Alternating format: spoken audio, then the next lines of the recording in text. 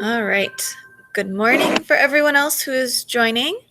Today we have two hot reads that I'm going to share with you off of Sora that I have on my thumbs up list that I plan on trying to read this summer. All right. One of them is a series, and the other one is just a book that has a very interesting concept, but is based off of real historical events. So the two books I'm reading or going to read a sample of today is The Cure for Dreaming. And then the other one, if I can find it, right here, is the Maze Runner series. And this is actually they have the movie out and everything. So very much a high recommendation. Again, this is kind of like a dystopian type of novel. What would happen in the future, that kind of thing. And it has some plot twists to it. It does have some fantasy, some small. I'm not going to say it's a lot of fantasy, so don't think that there's only fantasy in it. There are only some small fantasy moments, but I really think that involves more of like, how would you phrase it? Some advanced technology, and that's the doing of it. There are a lot of thrilling and suspenseful moments. So if you like to be on the edge of your seat, I would definitely do that or have this book be your book. But here's the little synopsis for it, and then I'll read a sample. So this is the first novel in the Maze Runner series. It's okay. So this beginning part just talks about the movie. So when Thomas wakes up in the lift, so think of like what a lift does, it lifts you up. The only thing he can remember is his name. He's surrounded by strangers, boys whose memories are also gone.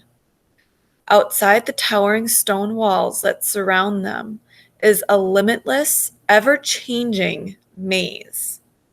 It's the only way out, and no one's ever made it through alive.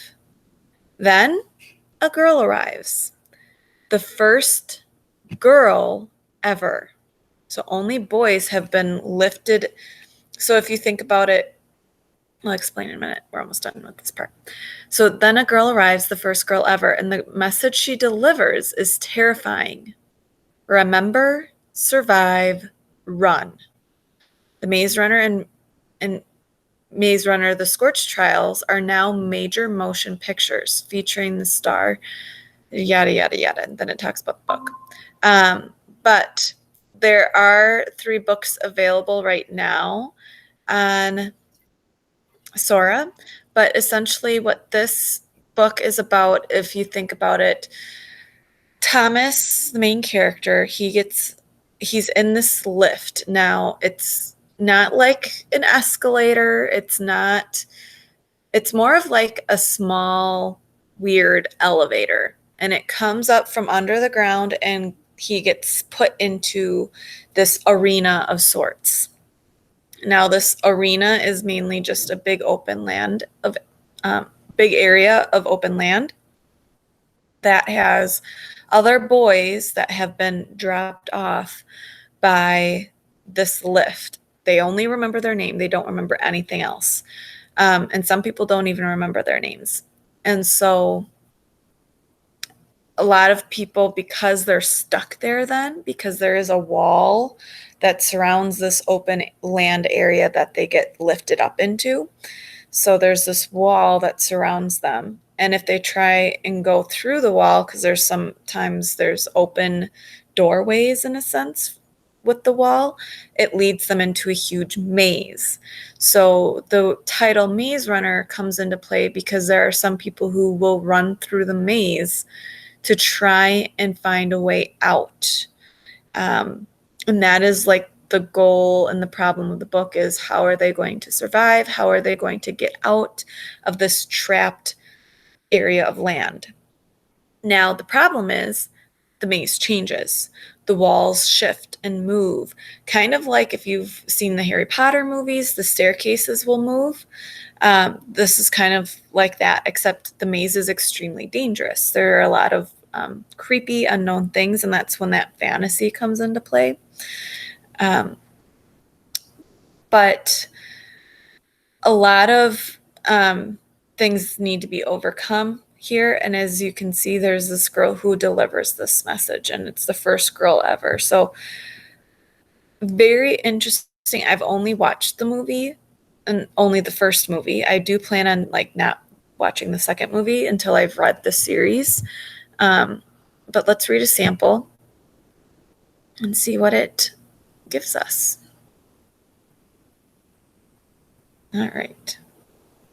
So these are all the books right here in the Maze Runner series. If you do end up really liking this author's style, you can see there are other books by James Dashner. So there's the Mortality Doctrine series, there's the 13th Reality series. So those I think would be worth checking out. So Maze Runner. All right, chapter 1. He began his new life standing up, surrounded by cold darkness and stale, dusty air. Metal ground against metal. A lurching shudder shook the floor beneath him. He fell down at the sudden movement and shuffled backward on his hands and feet. Drops of sweat beading on his forehead despite the cool air. His back struck a metal wall. He slid along it until he hit the corner of the room. Sinking to the floor, he pulled his legs up tight against his body, hoping his eyes would soon adjust to the darkness. With another jolt, the room jerked upward like an old lift in a mine shaft. So kind of like an elevator shaft. It's kind of like a weird elevator is what I picture. It's like metal on metal on metal, like all the walls, the floor is all made out of metal.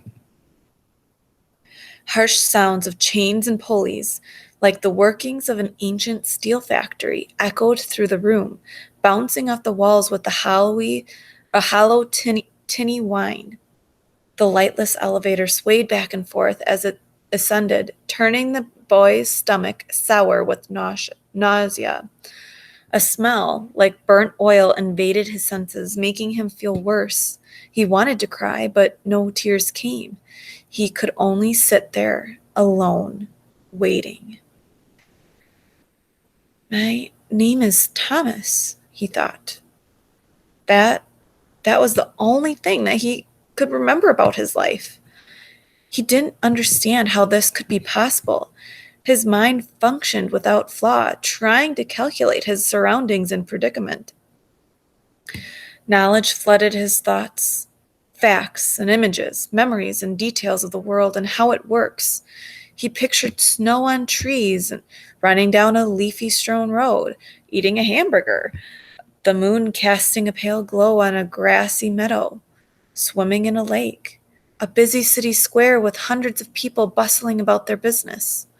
And yet he didn't know where he came from, or how he'd gotten inside the dark lift, or who his parents were. He didn't even know his last name. Images of people flashed across his mind, and there was no recognition. Their faces replaced with haunted smears of color. He couldn't think of one person he knew, or recall a single conversation. The room continued to ascend, swaying. Thomas grew immune to the ceaseless rattling of the chains that pulled him upward. A long time passed. Minutes stretched into hours, although it was impossible to know for sure because every second seemed an eternity.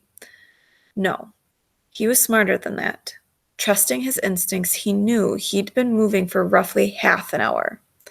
Strangely enough, he felt his fear whisked away like a swarm of gnats caught in the wind, replaced by an intense curiosity. He wanted to know where he was and what was happening. With a groan and then a clunk, the rising room halted. The sudden change jolted Thomas from his huddled position and threw him across the hard floor. As he scrambled to his feet, he felt the room sway less and less until it finally stilled. Everything fell silent. A minute passed. 2. He looked in every direction but saw only darkness. He felt only the walls again, searching for a way out. But there was nothing, only the cool metal. He groaned in frustration. His echo amplified through the air like the haunted moan of death. It faded, and silence returned. He screamed, called for help, pounded on the walls with his fists. Nothing. Thomas backed into the corner once again, holding his arms, and shivered, and the fear returned. He felt the worry shudder in his chest, as if his heart wanted to escape, to flee his body. "Someone help me!" he screamed. Each word ripped his throat raw. So that either tells me that he hasn't had any water for a long time, or that he's just screaming that loudly. A loud clank rang out above them, and he sucked in a startling breath as he looked up. A straight line of light appeared across the ceiling of the room, and Thomas watched as it expanded. A heavy grating sound revealed double sliding doors being forced open. After so long in darkness, the light stabbed his eyes. He looked away, covering his face with both hands. He heard noises above, voices, and fear squeezed at his chest. "Look at that shank. How old is he? Looks like a clunk in a t-shirt. You're the clunk, Shuckface. Dude, it smells like feet down there. Hope you're enjoying the one-way up, Greenie. Ain't no ticket back, bro." Thomas was hit with a wave of confusion, blistered with panic. The voices were odd, tinged with echo. Some of the words were completely foreign. Others felt familiar. He willed his eyes to adjust as he squinted towards the light and those speaking. At first he could see only shifting shadows, but they soon turned into shapes of bodies, people bending over the hole in the ceiling, looking down at him, pointing. And then, as if the lens of a camera had sharpened his focus, the faces cleared. They were boys, all of them, some young, some older. Thomas didn't know what he expected, but seeing those faces puzzled him. They were just teenagers, kids. Some of his fear melted away, but not enough to calm his racing heart. Someone lowered a rope from above, the end of it tied into a big loop. Thomas hesitated, then stepped into it with his right foot and clutched the rope as he was yanked towards the sky. Hands reached down, lots of hands, grabbing him by his clothes, pulling him up. The world seemed to spin, swirling mists of faces and color and light. The storm of emotions wrenched his gut, twisted and pulled. He wanted to scream, cry, throw up. The chorus of voices had grown silent, but someone spoke as they yanked him over the sharp edge of the dark box, and Thomas knew he'd never forget the words. "Nice to meet you, Shank," the boy said. "Welcome to the Glade." And that is where our sample is going to stop. Perfect timing. So with this book, I don't know, this is just a little tidbit, but they call all the newbies Greenie. And you'll learn that once a month, a person gets sent up from this elevator shaft or this lift. And you can, I'm not going to say why, but you guys can, more than definitely try and figure out why. So each new person that comes up, they give the nickname Greenie for that month. And then, I don't know, it's just, and then we learn, oh my goodness. We learn that the place that's the open area surrounded by land, by the wall, is called the Glade. So I am going to then start my other hot read. So that's The Maze Runner. Highly recommend. The movie was really good, so I can only imagine that the book is going to be better. And that is a series as well. So try and get into a good series this summer. Then my other book, where is it? Right here. The Cure for Dreaming. Okay, so this is kind of like a historical fiction type book. And so it goes, Olivia Mead is a headstrong, independent girl, a suffragist, in an age that prefers its girls to be docile, meaning tamed. So docile means like you're tame, you're not acting out, you are very soft spoken, you actually don't speak a lot. That was kind of what was expected from girls in the early 1900s and earlier than that even. So women and girls were expected to do as they're told. They were expected to do the house cleaning and taking care of that, the cooking, the chores. They were expected to make sure everyone in their family was happy, even if they weren't happy. So really, it was pushing down women a lot. So it goes, and then it's 1900 in Oregon. And Olivia's father, concerned that she's headed for trouble, convinces a stage mesmerist to try to hypnotize the rebellion out of her. So when women would act out, essentially they would say that they are mentally ill if they have an opinion, that they would try to suppress them by having them see doctors or even hypnotize them, that kind of thing. So everything to suppress them. But the hypnotist, an intriguing young man named Henry Revere, gives her a terrible gift instead. She's able to see people's true natures, manifesting as visions of darkness and goodness, while also unable to speak her true thoughts out loud. So this I think has a little bit of like fantasy type science fiction to it. Not science fiction, more of like a fantasy type thing. The fact that she has these visions of who people really are, and then that the hypnotist also made it to where she is not allowed to speak her mind. So it satisfies the father, Olivia's father, of having her not act out, but it also gives her kind of a deeper insight to other people. So I'm kind of curious how she's going to handle that. These supernatural challenges only make Olivia more determined to speak her mind, and so she's drawn into a dangerous relationship with the hypnotist and his mysterious motives, all while secretly fighting for the rights of women. Winters breathes, so Gat, is it Gat or Cat? Cat Winters is the author, breathes new life into history once again with an atmospheric, vividly real story. Okay. Oh, so it does include some photos and artwork of the period. Interesting. I love it when books have that. All right, so let's read a quick sample. So, A Charmed Individual. This is Portland, Oregon, October 31st, Halloween, 1900. Chapter 1.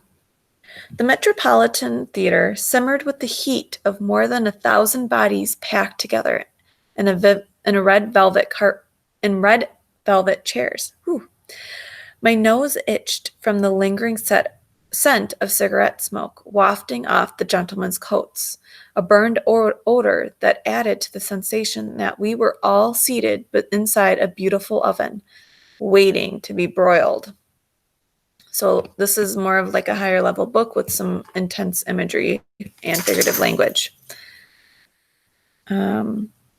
Even the cloud of warring perfumes hanging over the audience smelled overcooked, like the toast gone crisp and black. Up in a box seat to my left sat Judge Ackland's son, Percy, in an ebony suit and a 3-inch collar that made him look far older than his 17 years. The electric lamplight shining down on, so notice that they say the electric lamplight kind of gives you an vibe that it's not candlelit, it's more showing the start of advanced technologies. So the electric lamplight shining down His head coaxed a rich redness to the surface of his auburn hair, which made me think of father's favorite saying about my mother's strawberry curls. Red hair is a symptom of dangerous, fiery passions. Piercy shifted towards the orchestra seats, and I could have sworn, even from that distance, high above me, he glanced at me and smiled. A sharp elbow jabbed me in the arm. "Stop gawking at him, Livy," said Franny, my dearest friend, despite the jabbing. "That boy is a vampire." "A vampire?" I snickered and rubbed my walloped bicep. Here I thought I was the one who'd read Dracula too many times. Piercy Acklin would do nothing but make you feel small and meaningless. You've never even talked to him. She patted my hand. Neither do you, my friend. I shut my mouth, for she was right. Piercy and I never exchanged as much as a simple good morning or excuse me for stepping on your toe. Forget him, said Franny, and enjoy your birthday treat. You're worth 1,000 Percys. Our friend Kate, a dimpled blonde, whose married older sister, sorry, I had to reread that part. So Kate's older sister, who's married, was supposed to be our chaperone for the evening, plopped down beside Franny after chatting with other girls at the back of the theater. Why is Livy blushing? She asked, leaning forward. I'm not blushing. I fanned my face with my program. I'm just flushed from the heat. Franny frowned up at Percy and twisted the end of her high-waisted braid. But she was a good enough friend not to betray my silly infatuation. I folded the upper right corner of the program's front page until the tip of the cream-colored paper met the bold-faced words at the center. Tonight's performer, the mesmerizing Henry Revieri, young marvel of the new century. Maybe as a birthday present to yourself, Livy, said Kate, flapping open her young program. You should volunteer to join this Mr. Revieri on the stage. Maybe he'll teach you how to hypnotize your father into being less of a grouch. Maybe. I gave a small sniff of a laugh, but I greatly doubted anything could fix Dr. Walter W. Mead. So that must be her dad's name. The lights dimmed, submerging us all in the dark, save for 5 small candles that flickered inside a row of jack-o'-lanterns in front of the closed red curtain. A hush fell over the audience. Electric footlights rose to life in a fog of white and orange.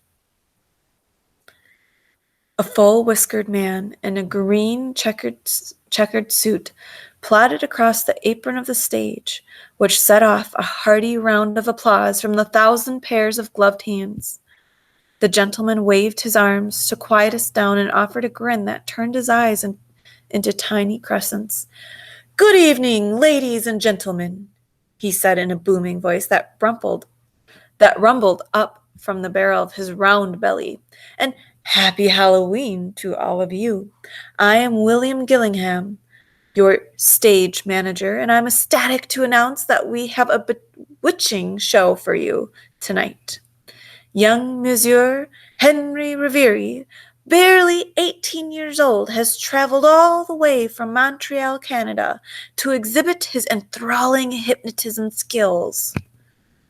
Additional exuberant applause echoed across the theater, and again Mr. Gillingham settled us down with a wave of his hands. Thank you.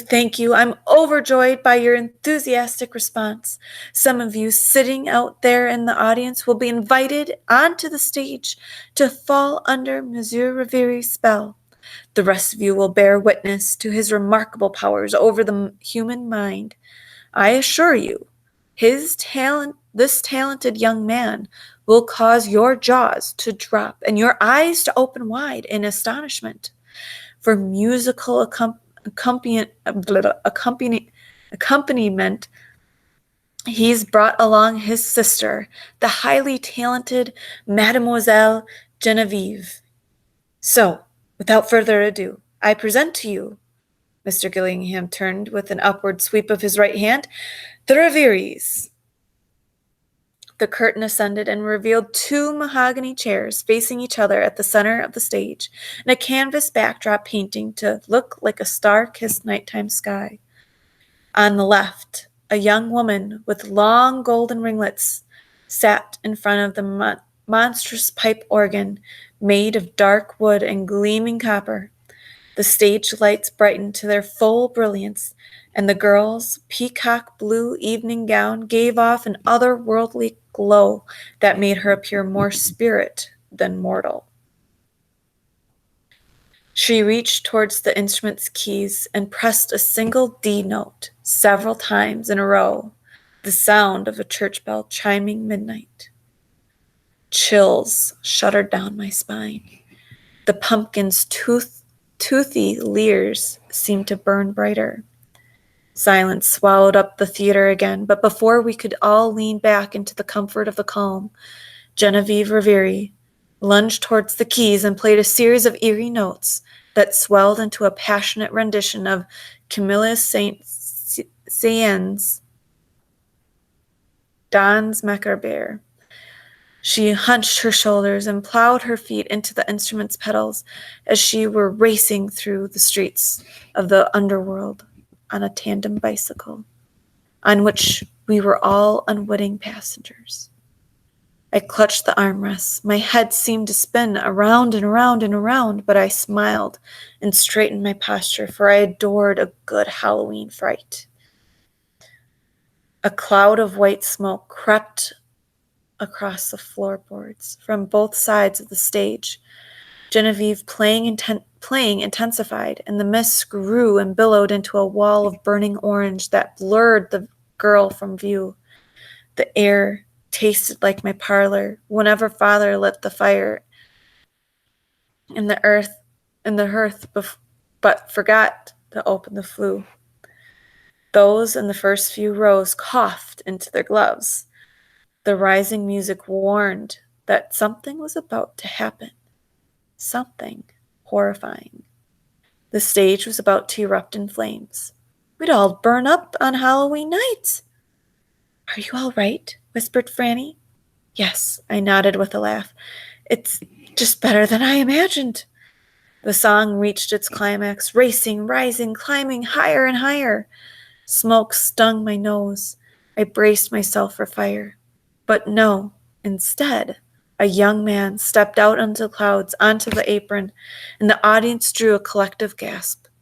A woman in the front row actually screamed. I gripped the armrest with all my might, for the boy looked like the devil. I swear, he resembled Lucifer himself, with his black suit and crimson vest, and his face shining red with the pumpkin lights. Good evening, mademoiselles et messieurs. Messieurs.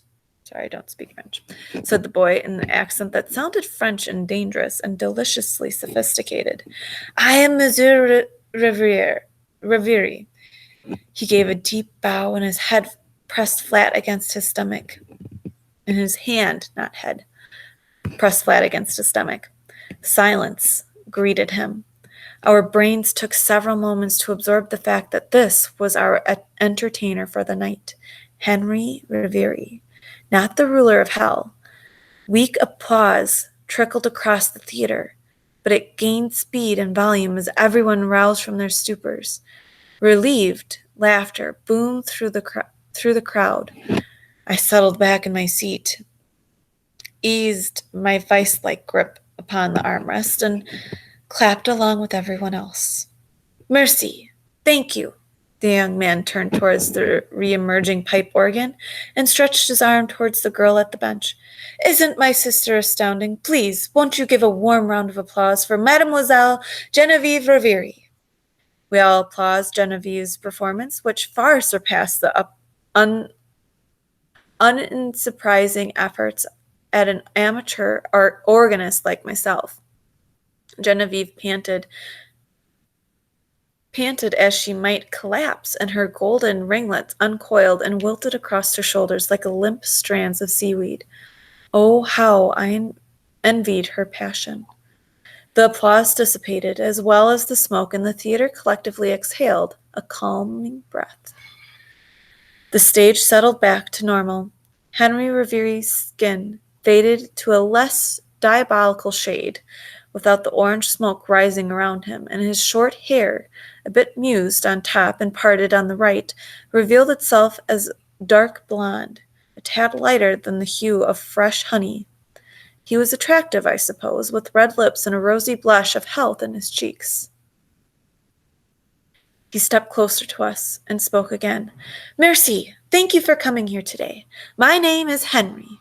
He pronounced his name, Henri. So, my name is Henri, I guess is how you pronounce his name. Revere.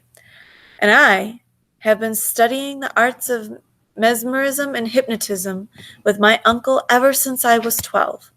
I use a combination of techniques from the great masters, including animal magnetism, deep relaxation, and the remarkable power of suggestion. Genevieve played a hushed rendition of Beautiful Dreamer. In a moment, Henry strolled across the stage, his hard soles clicking against the floorboards. "I am going to invite my first volunteer to come onto the stage with me." He placed his hands behind his back, which pulled his coat farther open, allowing the crimson silk of his vest to wink at us from the footlights. "There's no need to be afraid of what you will encounter with me. I am going to temporarily take you away from your worries. You will submerge yourself in a depth of relaxation such as you will have never experienced before, and you will awake feeling better than you have felt in your entire life. All your troubles will dissolve into nothingness the moment you let me guide you into the beautiful world of hypnotism." Despite my previous fear that Henry Revere was the devil, his words melted into my ears like a sponge sugar. Sorry, I've got a dumpster truck going right by. Or the garbage truck, I should say. Okay, I can continue. Melted in my ears like sponge sugar. So think, what's sponge sugar? Sponge sugar is cotton candy, essentially. I needed a temporary escape from life, yet I wasn't brave enough to say so. "Is there a young lady in the audience who would like to be my first volunteer?" A dozen hands flew into the air, and then at least 24 more. Silhouettes squirmed and arms flailed through the darkened audience. "Let me see, who should I choose?" Henri grinned and scratched his smooth chin. "Tell me, is anyone here tonight for a special occasion? A birthday, perhaps?" Oh boy, it's Olivia's birthday. Next to Franny, Kate shot her hand into the air and shouted, "My good friend over here is celebrating a birthday." Oh my gosh, this is getting good. I was going to stop at that page, but I might just continue just one more side here. Okay. Henri Revere pivoted our way. Fear stabbed at my heart. Kate stood and urged me to my feet by tugging on my hand. "She's turning 17 today." Murmurs of disappointment over not being chosen rumbled through the crowd. Franny took my other hand and said, "Do it, Olivia. Don't be afraid. It might be fun." Henri stuttered closer to us. "You have a Halloween birthday, mademoiselle?" he called down to me. I cleared my throat and answered in an ugly, croaking voice, "Yes." The hypnotist smiled with those red lips of his. "Then legend says you are a charmed individual. You can read dreams and possess lifelong protection against the spirits. Come up here with me and let us see how you fare with hypnosis." "Go on, Livy. Don't be shy." Kate steered me towards the aisle as if she were herding a lost sheep into a pen. She then clapped her hands together, with triggered yet another thundering round of applause. I tripped my way down the center aisle into the dark. In the dark, classmates from school called out my name in encouragement, and someone patted my arm as I struggled to figure out how I was to get onto the stage with this disorienting clapping ringing in my ears. "Over here, mademoiselle." Henri waved me over to the left side, where I found a short flight of wooden steps. He reached out his gloved hand for me to take. I hesitated a moment, wondering what my father would think of me climbing onto a stage with a young man who reminded me of the devil only minutes before. Yet I reminded myself of Henri's promise of escape. You will submerge yourself into a depth of relaxation such as you have never experienced before. The hypnotist wrapped his fingers around mine and helped me climb to the floorboards above. Our respective pairs of gloves separated our hands, but I felt the warmth of his skin beneath the smooth fabric. Hot white lights smoked by my feet and glared down at us from the ceiling like an army of small suns. I shielded my eyes while Henri led me to the center of the stage, continuing to hold my hand. "What is your name?" he asked in a voice for all to hear. "Olivia Mead," I answered in a decibel only he would be able to detect. "Do you live here in Portland?" "Yes, I attend Portland High School." "Ladies and gentlemen," he said to the audience, "I present to you Mademoiselle Olivia Mead of Portland, Oregon, my first subject of the evening. Do any of you know Miss Mead?" "Ask her about her father," called a husky male voice from the audience. "Mead the Mad." I lowered my head and stiffened my shoulders, but Henri gave my hand a squeeze and pretended not to have heard the horrifying remark. It makes me wonder who her father is. He must be known as Crazy the fact that someone calls him Mead the Mad. But that is where I'm going to stop for today. I'm definitely going to have to check that book out. But that is it. So I hope you guys are finding some good books to read this summer and are excited for summer break to start. So happy reading. I hope that you guys don't stop reading during the summer just because it's break from school. It is supposed to help you guys not slide backward with your level of understanding. And yeah, so make sure you guys still keep reading.